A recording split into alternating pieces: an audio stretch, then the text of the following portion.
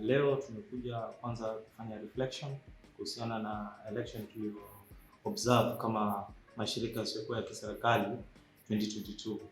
Hiyo ni kuunganisha pamoja na uchaguzi wa gavana ambao ulisimamishwa mara ya kwanza ikafanywa baada ya muda wa masiku kadhaa. Tumekuwa na washikadau tofauti ambao walikuwa katika vitengo tofauti. Mmoja wapo akiwa kitengo cha ngao ambao ni National Government Administration, na tumekuwa na IEBC officers hapa.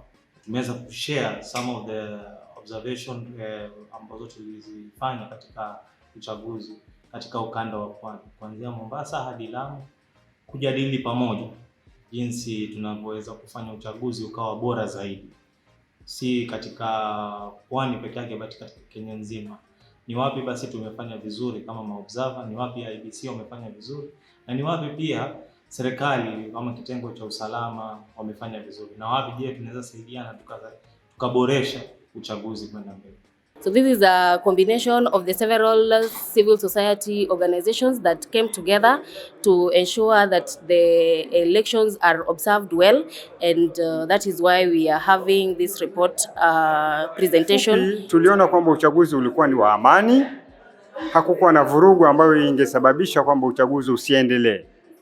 Hata hivyo, ziko sehemu fulani ambazo zilikuwa zina changamoto. Kwa mfano, masanduku kuchelewa, muda wa kupiga kura kutoanza mapema kama ambavyo ilikuwa imependekezwa katika vipengele vya katiba. Alafu pia kulikuwa na hali ya ile tunaita illiteracy, ambapo kidogo kulikuwa na changamoto ya watu waliokuwa si wasomi kiasi, hali ya kwamba ilikuwa ni mpaka waweze kusaidiwa katika kutumbukiza zile karatasi kwa wale candidates ambao wamewapendekeza. Yes, Mombasa County had two elections, that is the gubernatorial as well as the general elections, and these were conducted in two different occasions or days. Unlike the other the elections in other counties of the coastal region of Kenya.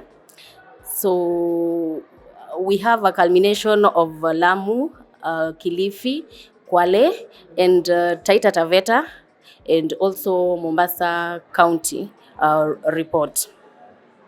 So basically, on that specific day, according to the report that we have, there was low voter turnout. The election went on smoothly for most part of the polling stations and the counties, with a few hitches from a few sub-counties in Mombasa County, that is Nyali and Mvita sub-county, where we had some form of violence, but that was later on contained. Most of the KIMS kits were working, but in some polling stations we realized that the KIMS kits were not operational, so the process had to be delayed.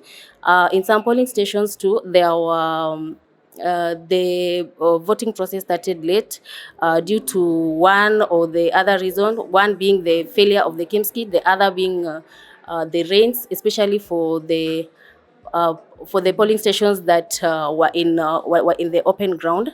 IEBC agents were subjected to hunger and fatigue. For sure, ninafikiri kama vile tunavyosema ya kwamba huu mlolongo ulikuwa kubwa sana. You were voting 6 people at one time.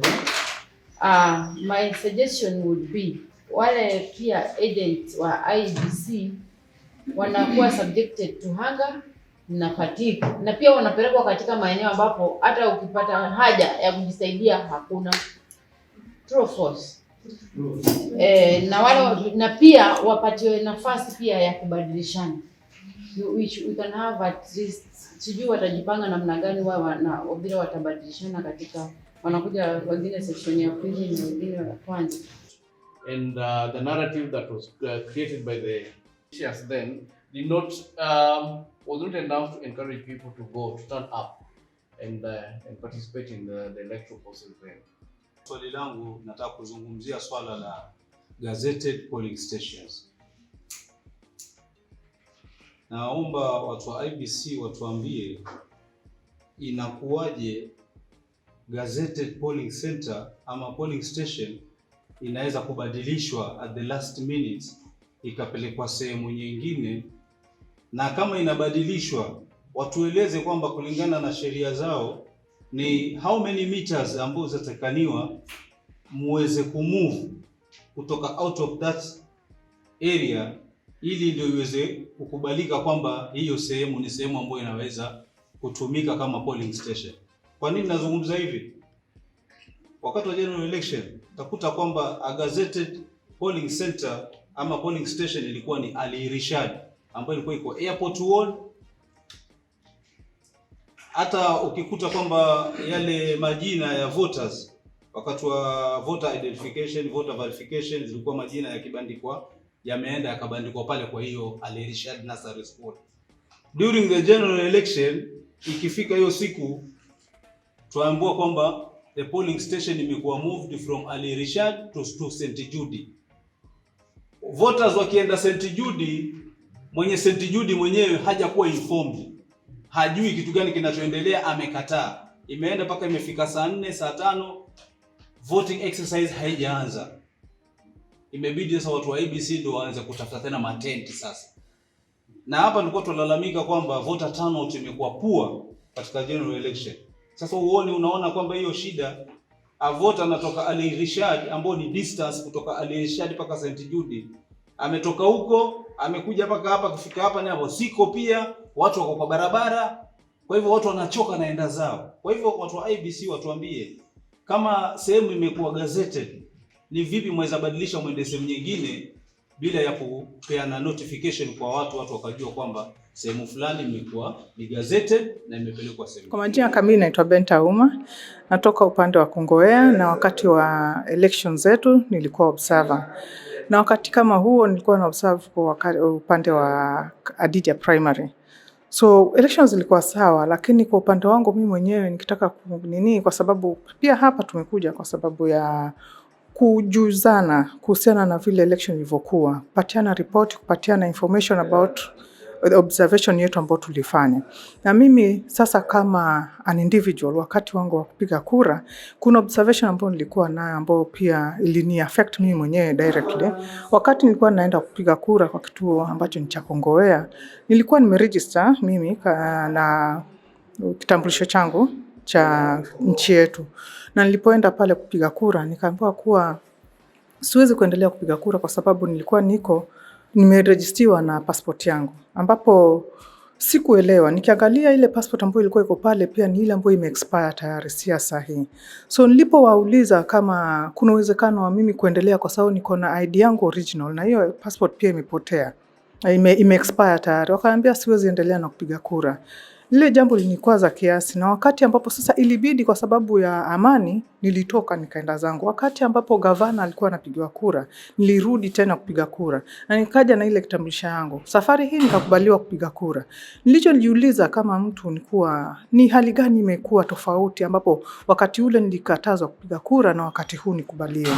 Kwa hivyo ni kitu ambacho ningependa pia waangazie kama wana IEBC, kuwa wakati ambapo registration inafanyika, na sana sana kwa mtu kama mimi ambao nilifanya updates wakati ambapo updates zilikuwa zinafanywa kutumia ID yangu, lakini information ikawa tofauti. Wazidi kuangalia kuwa wakati ambapo tuna report kuwa watu hawajibiki ama wajitokezi kwa wengi, wakati mwingine data kama ile inafaa kuwa inaangalia kwa sababu kuna watu kama sisi ambao tulikatazwa kupiga kura, sio kwa sababu hatukujitokeza, lakini kwa sababu system haikuwa imewekwa kwa njia ambayo inatuwezesha sisi kupiga kura. So ombi letu ni kuwa waweze kujaribu kuangalia data yao na update kulingana na vile wanapo request kwa sisi tu update. IEBC ilikuwa imepanga mpango wa kwamba yuko karani muhusika pale anaongoza watu kama wale. Pia kuna wale ambao wanaishi na ulemavu nao walikuwa pia wanapata mwongozo ambao ulikuwa unastahili. Sasa katika hali hizo changamoto zilitokea. Kwa mfano kama nilivyotangulia kusema, makaratasi kuja kuchelewa, kuanza kupiga kura kuchelewa. Kulikuwa pia na utovu wa nidhamu hapa na pale ambao haukuwa ungeathiri sana, lakini ushawishi wa hongo, ambapo hiyo inaonyesha kwamba yule mtu labda hawajibiki yeye mwenyewe, kwamba it is his civil rights ya kupiga kura. Si lazima ufanye kununuliwa ndio uweze sasa wewe upige kura. Kwa hivyo hiyo tukaona pia ni changamoto mojawapo ambayo hiyo ingefaa pia iweze kufanywa marekebisho. Hoja nyingine, elimu kwa jumla ya kupiga kura kwa wengi katika maeneo yetu, hususan sehemu hizi zetu za pwani, kuna utepetevu fulani wa kutojua ile tunaita civic education. Kwa hivyo wengi wetu bado wana mapungufu. Tungetaka kwamba hii tuweze kuiangalia. Sasa hii inaathiri hali ya kwamba unakuta wakati wa kupiga kura mtu yeye hana ule mvuto wa kwamba ni haki yake akapige kura, bali tu yajichukulia kwamba labda ni mpaka asukumwe, mpaka anunuliwe. Sasa ile inanyima kwamba huyu mtu hajui ile civil rights yake. Kwangu mimi election ndio ilifanyika na kuna baadhi ya mambo ambayo yaliweza kwenda sawa na baadhi ya mambo ambayo hayakuweza kwenda sawa. Langu nataka kuangazia katika masuala ya economic element, ambapo tunaona kwamba kujitokeleza the citizen, most of them did not come and vote. When you see the records on people who voted, you can find a polling station had a number of 600 and something people, but only 200 people who came to vote. When you do that comparison, we find that like 600 and something papers are contestant, like the presidential, the MP, those papers were printed according to the number of voters who were there. And then the turnout come out to be 200. A question comes, we are citizens, are we doing justice to our country? And remember that this document might not be used in the second election or the coming election. What is the implication? It means that this document is a waste and is part of the budget that we had put in place. Now, we urge the Kenyans, if you know that you are a real citizen and you love your country, and this is the money that was used and allocated in the docket to ensure that you have the papers to vote, you have those ballot papers, it is my sincere request to you, citizen, kwamba when the day of voting comes, please go and execute your mandate of voting, so that also we do justice to our country, we do justice to the IEBC people who have gone up and down ensuring that this material are there for you to do your voting. Yale ambayo yalitendeka na pia kuboresha yale ya mbele katika miaka ijayo. Kuna swala tumeliongelea kuhusu low voter turnout. Mimi naitazama kwa mtazamo mwingine kwamba watu walihamasishwa vya kutosha almost 2-3 years. Watu walikuwa wanaandaliwa 2022 kutakuwa na election. Lakini fortunately or unfortunately on the D-Day watu hawakujitokeza. Why? Labda watu hawana imani na the electoral process. Na kwa sababu tunaangalia mbele, what is it that IEBC needs to do in future ili kwamba watu pia wawe na imani nao. Wasione kama nime usingizi wangu naenda kusimama kwa muda mrefu, alafu na imani kwamba kile ambacho nitakachofika pale kupiga kura sicho ambacho kitadetermine ni labda 2-3 people ama vitafanywa hivi na hivi, matokeo yatoke tofauti. So mtu anaona haina haja nijiraushe. So what is it that IEBC as a body that needs to do so that people can have faith and trust in the electoral process in Kenya? Kwanza kabisa ningependa kugusia swala la watu walio na ulemavu, ambao katika ripoti niliweza kunukuu swala moja kwamba watu wanaoishi na ulemavu. Kwanza hiyo phrase kidogo inatatiza hapo, neno la watu wanaoishi. Hakuna mtu anaishi na ulemavu, ni watu ambao wako na ulemavu. So ni moja wapo swala ambalo linapaswa kuzingatiwa sana, kwa sababu limebuka wazi kwamba walikuwa na changamoto mingi. Kama swali aliuliza ofisa wa IEBC, utajuaje mtu ni mlemavu? Wengine wanajifanya, wengine. So kulingana na haki za kibinadamu, endapo mimi nimekuja katika kituo na niko na ishara za ulemavu, napaswa kushughulikiwa kama mlemavu. Mtu akianza kuuliza maswali kwamba je, ulemavu wangu ni upi, ni wapi, anapaswa labda pengine ni daktari ambaye amenifanyia assessment. So sioni kama kuna vigezo ama vikwazo vinazuia mtu mwenye ulemavu kupiga kura kwa kumwekea vigezo kama huyu anajifanya huyu. So tukianza katika vipimo kama hivyo, watu wengi tutakosesha nafasi za kupiga kura. Alafu observation is that some of the polling stations were not persons with disability friendly, so they had to be carried because of the stairs. So that is one of the things that we hope that moving forward IEBC will take note of that and ensure that the elections are PWD friendly. Kuna cumbersomeness ya mpiga kura kuamua. Nataka kutoa mfano wa Mama Fatuma. Katika hali ile ya yale masanduku ya kumlolongo, si ni 6. Kabla hajafika lile la 4, asema mimi bwana ofisa nishachoka mimi. Masanduku ni mengi haya. Kwa nini msingefupisha likawa sanduku moja au matatu? Sasa nalenga kusema hivi. Tunaweza kupendekeza labda katika legislation through parliament ikubalike general election iwe separated na presidential election, na ziwe siku tofauti, kupunguza ile cumbersomeness ya masanduku kwa mengi na makaratasi mengine hata yatapotea ile ambayo yuko semi literate kuyafikisha kulinganisha na yale masanduku. Can we suggest to have general elections iwe separated na presidential election? Tatu ni emergency preparations katika vituo vyetu. Je, kama situation iliyotokea Chuda ambayo iliangaziwa sana na vyombo vya habari, mimi najiuliza, je, mbali na kuwa na maafisa wa usalama, je, tuko na maafisa wa dharura in case mtu wa faint, mama ajifungue kituoni? Hayo ni maswali ambayo nilikuwa najiuliza. Alafu 4, recommendation hili swala la low voter turnout. Hii ni kwa sababu Kenya kuna njaa. Kenya nzima ina njaa.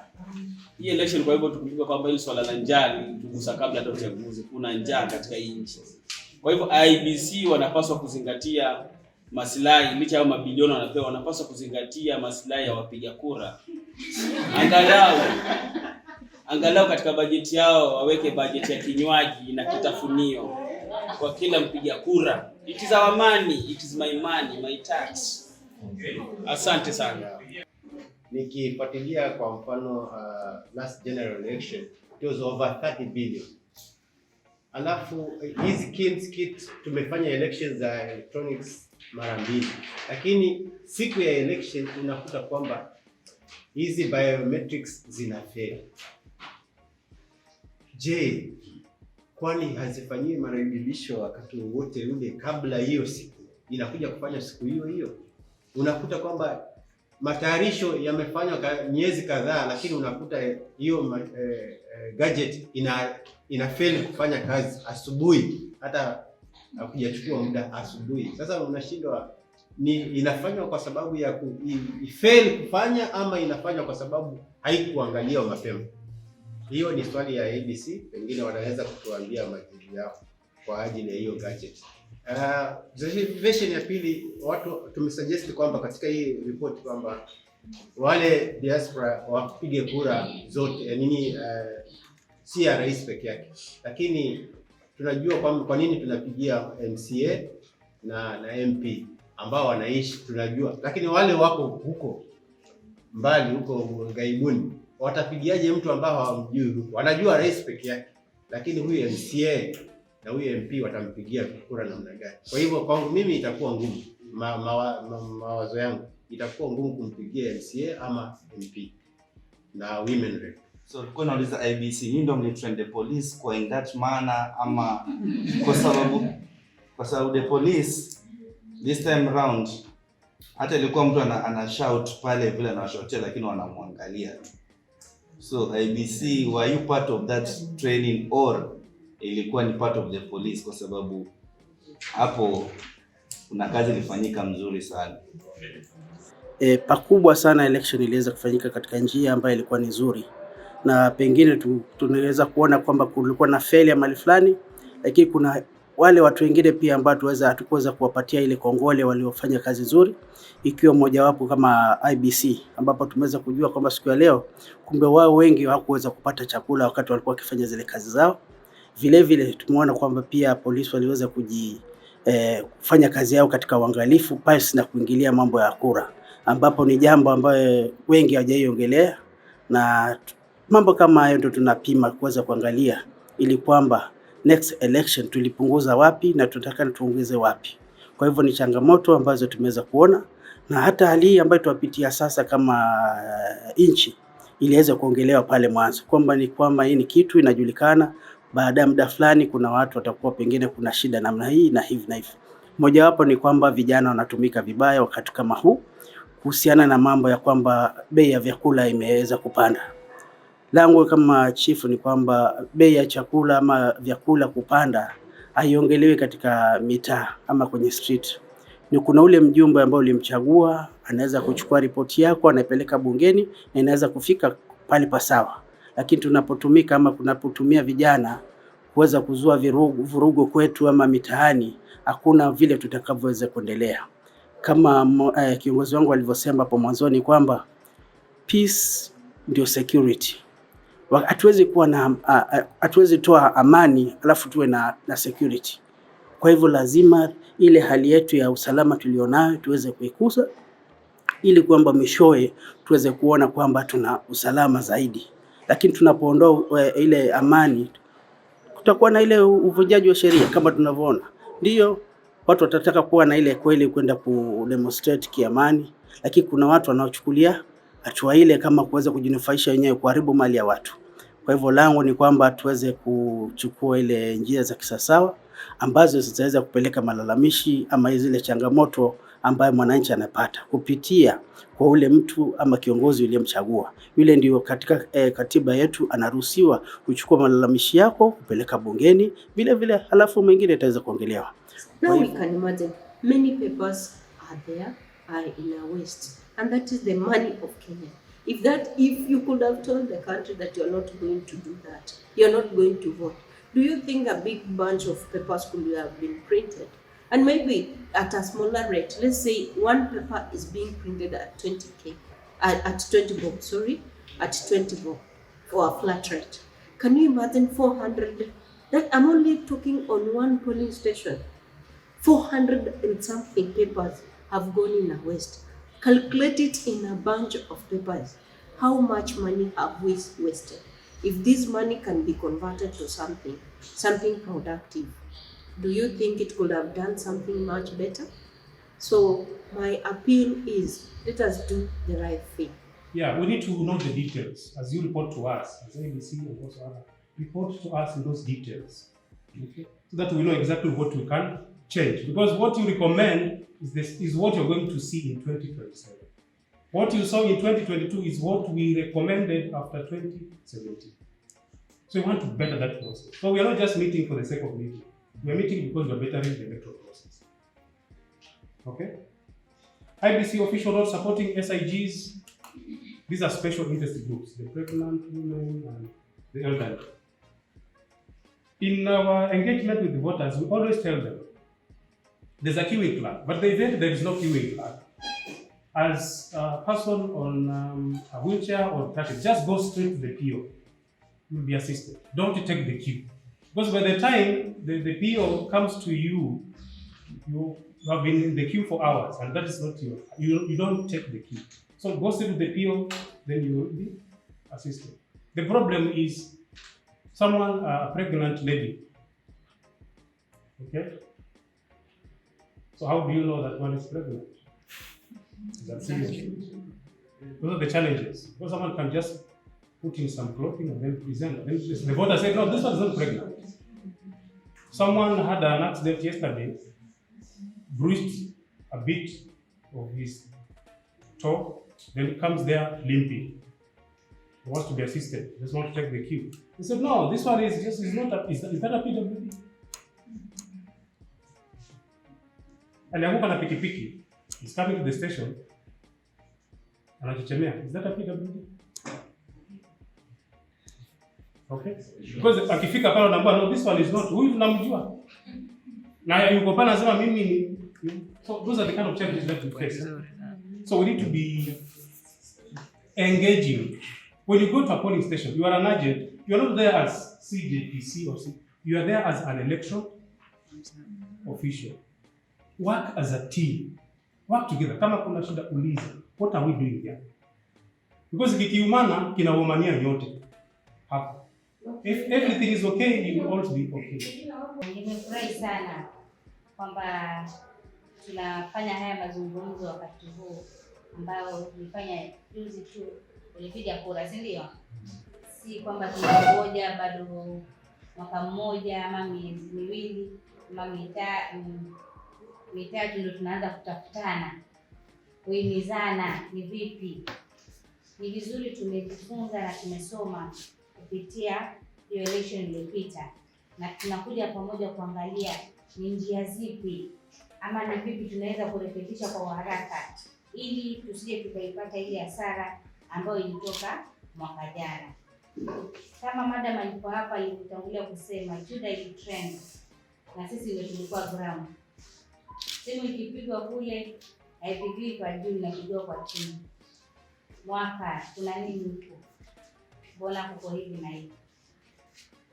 Kulikuwa na mambo mengi upande ulipofikia upande wa medical kule.